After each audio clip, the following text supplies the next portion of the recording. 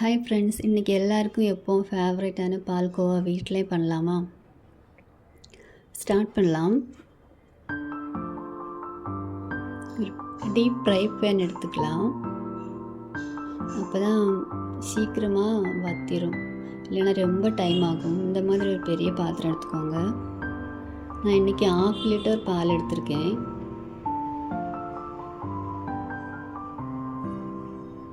நல்லா பாயில் பண்ணிக்கலாம்.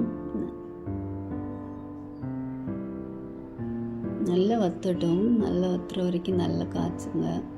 கொட்டாமல் பார்த்துக்கோங்க, அடி பிடிக்காமல் பார்த்துக்கோங்க.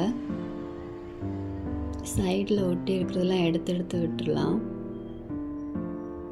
இந்த பால் அடையெல்லாம் ஒட்டி இருக்கும், அதெல்லாம் கொஞ்சம் எடுத்து விடுங்க.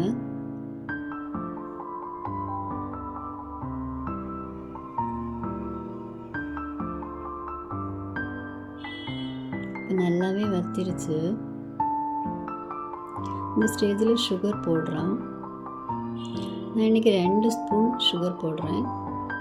டேஸ்ட்டுக்கு ஏற்ற மாதிரி கொஞ்சம் கம்மியாக கூட வேணால் போட்டுக்கோங்க. 2 ஸ்பூன் சுகர், அப்புறம் கொஞ்சமாக எலாச்சி பவுடர் கொஞ்சம் போட்டுக்கிறேன்.